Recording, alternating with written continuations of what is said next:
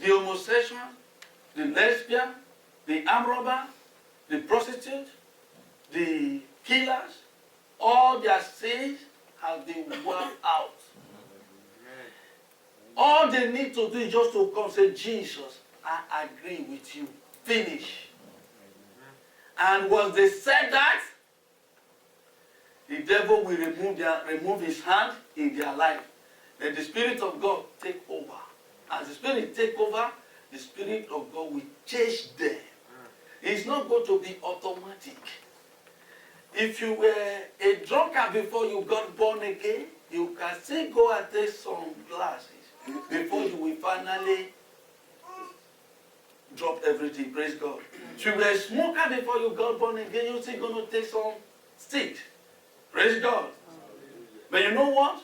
You are on the way. On the way. On the way to where? On the way for what? To maturity. To maturity. It's not on the way of righteousness. The day you got born again, from that very day you are righteous. Praise God.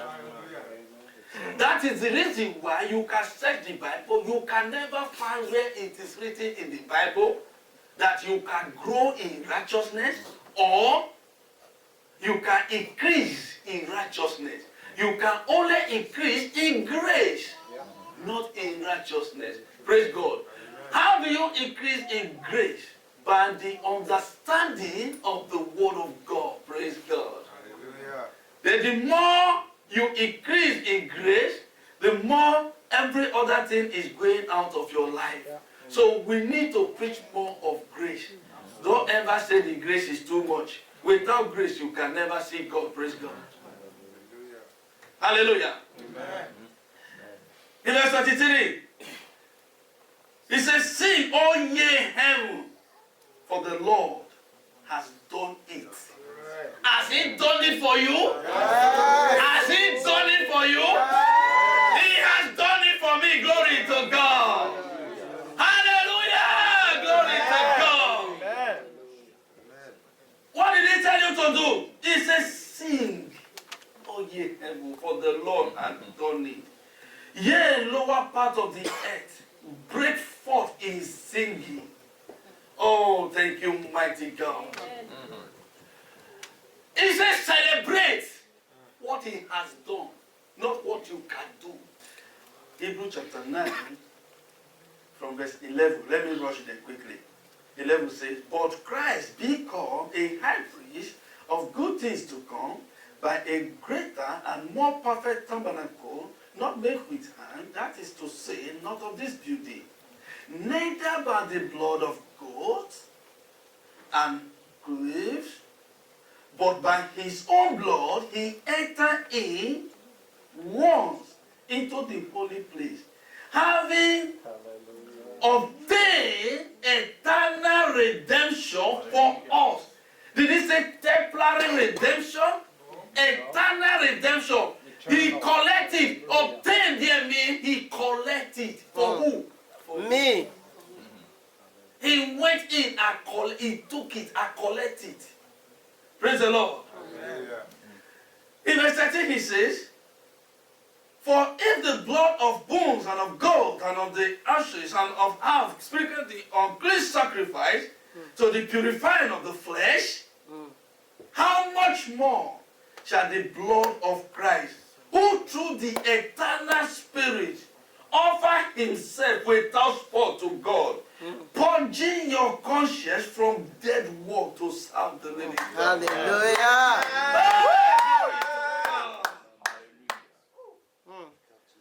Let me see if I can explain something here. In the Old Testament, in the law, they were to offer a sacrifice for the purification of sin. You remember that? Yeah. And let's assume it was a lamb. Eh? They come with the lamb to the chief priest. What happened to the lamb? Then you that come with the lamb, you put your hand on the lamb, all your sins will be transferred to that lamb. Amen? Then all your sins will be transferred to that lamb. Then you remove your hand and walk away. Then the chief priest holds the lamb. They go and kill it and use the blood. The blood is the one that clean you for 1 year. Only 1 year. Amen? Then another year you have to do the same thing. So now I want us to look at what Jesus Christ did. Amen? So if you come with a lamb, the chief priest is not going to examine you. He's going to examine the lamb. If it is perfect enough to take your sins, amen? Once the chief priest receives the lamb, you are free. In the sight of God, you are now without sin for 1 year. Are you getting me, church? You are free for 1 year. So, the Bible says, God was not pleased with this sacrifice of shedding blood every year. For that reason, Jesus Christ had to do it once and for all. We are going to read it now. Praise God. Hallelujah. So now, Papa God is not examining you. Who is he going to examine? Jesus. He has to look at the lamb. The perfect lamb. Glory to God. If it was perfect enough to clean your sins. If Jesus was perfect enough to clean your sin, you are clean. Oh, glory to God. We're going to look at it now. Where do we stop? He said, how much more, verse 14, how much more shall the blood of Jesus Christ, okay, we have read that. Then let's continue in verse, fly to 24.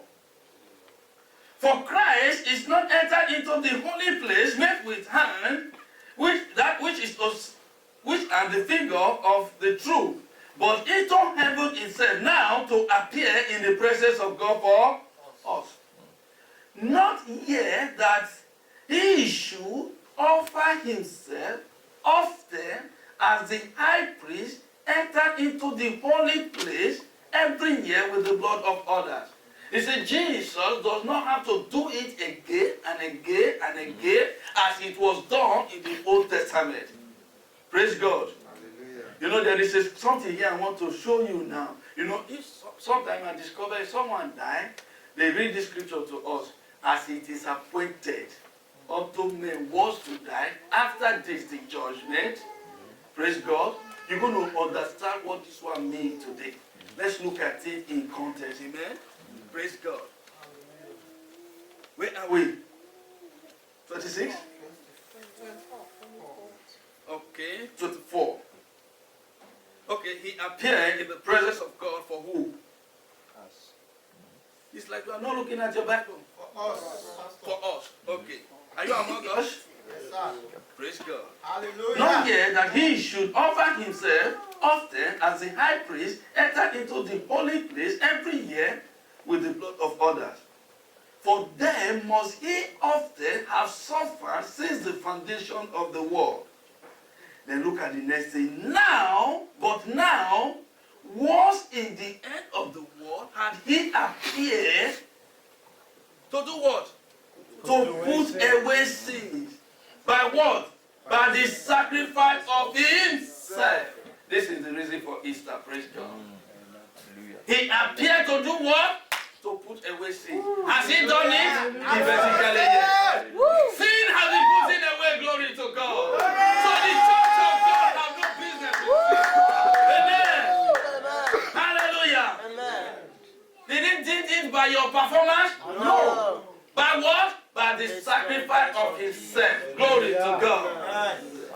Then in verse 27, as it is appointed unto men once to die, but after this the judgment, so Christ was once offered to bear the sins of many. And unto them that look for him, unto them that receive him, unto them that believe in him, shall he appear the second time without sin unto salvation. Glory to God. Hallelujah. He's telling you that now, we the believers, we are now without sin. Glory to God. Amen. Hallelujah. Amen? Amen. Hebrews chapter 10. Let me quickly take it from verse 7. Then said, and lo, I come in the volume of the book to do thy will. It is written of me to do thy will, O God. And both when he said, sacrifice and offering, and burnt offering for sin, thou wouldest not, neither had pleasure therein which are offered by the law. Then said he, lo, I come in the volume of the, I come to do thy will, praise God. Then he says, he taketh away the first, that he may establish the second. So now we're going to find out which one is the first that he took away and which one is the second. Amen? So now he take away sin, amen, to establish what? The second. Which one is the second? Grace. He took away the law to establish what? Righteousness. Glory to God. Then you're going to see something more. Look at it. By the which we are sanctified. You know the meaning of sanctification? He said we, did he say we shall be sanctified? No. He said we are sanctified. Glory to God. Hallelujah. We are sanctified. Through what? Through your performance? No. He said through the offering of the body of Jesus Christ once for all. Glory to God. I'm a perfect man forever. I'm a perfect man forever. You know, are you to hear somebody say, no one is perfect? No man can be perfect? It's a lie. You want to see a perfect man? Look at me here. Glory to God. I'm a perfect man forever. You know what? Say it if you believe in it. You may not be perfect in the sight of brother so, sister so, but in the sight of God, you are perfect. Amen? Hallelujah. So it doesn't matter what man says about you. What God says is what counts. Yes. Glory to God. Hallelujah. Look at the next thing. And every priest standeth daily, ministering and offering often the same sacrifice which can never take away sin. Did you hear that? The priest ministering and offering every year, we can never take away sin. But he said, look at verse 12. But this man, who is that man? Jesus. Who is that man? Jesus. I say, church, you have to shout Jesus as if you know the man. Yes. Jesus. But this man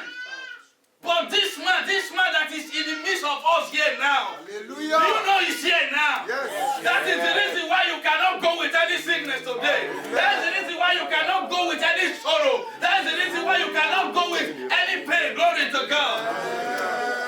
Hallelujah. He said, but this man, Jesus, after he had offered one sacrifice for sin forever, sat down on the right hand of God. From henceforth, expect it till his enemy be made his footstool. Hallelujah. Amen. Verse 14.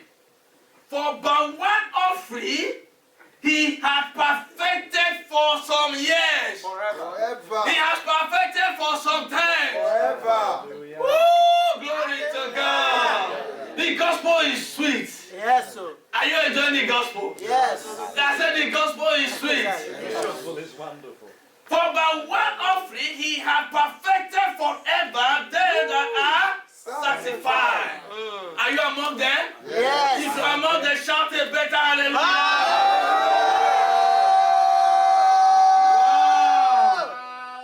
Verse 15 says, well, this is another big one. This is another big one. 15. He said, whereof the Holy Ghost also is a witness to us. We have a witness. Yes. Can't you see we have a witness that we are perfect? Holy Ghost. Hallelujah. So when the accuser tries to accuse you, say, devil, get out, I'm a perfect man. Amen? Amen? Look at it. He said the Holy Ghost also is a witness unto us. For after that, he has said before, this is this covenant that I will make with them after those days, said the Lord. I will put my law into their heart and in their mind will I write them. Then in verse 17, and their sins and iniquities will I remember no more. Did you hear that? Yes. And their sins and their iniquity will I remember no more. Think about his church. If God say he will not remember, who am I to stand and begin to remember you your sins? That means if I do that, I'm against the gospel. I'm not preaching the gospel. I'm against the gospel. The Father says, describes. Praise the Lord. Wow. Antichrist. Then the next thing is, now where the remission of this is, there is no more offering for sin. How many of you hear that? There is no more offering for sin. Which means there is nothing you can offer again to remove sin from your life without the blood of Jesus. So the blood of Jesus is to clean us. He washes us. He makes us perfect. The Bible says we are washed. We have been purified. Yes. Glory to God. By what? By the blood of Jesus. Mm. You can never be good enough for God to accept you. Amen? Amen. It takes only the blood of Jesus for you to be clean and be made perfect. Amen. Glory to God. Hallelujah. You know, the Bible says our body is the temple of the Holy Ghost. Why? Because we are no more sinners. That is the reason why he can live in us. If you are a sinner, the Holy Spirit cannot live in a sinner. Are you hearing me? Because it's too holy to live in a sinner. Maybe you say, okay, but I committed sin yesterday, I do something wrong. Yes, that doesn't make you a sinner. You were a sinner before you come in Christ. Now you are in Christ. You are now the righteousness of God in Christ Jesus. Then now you have the ability and the power to live a righteous life. Praise God. Without you accepting that you are the righteousness of God in Christ Jesus, you can never live a righteous life. You have to know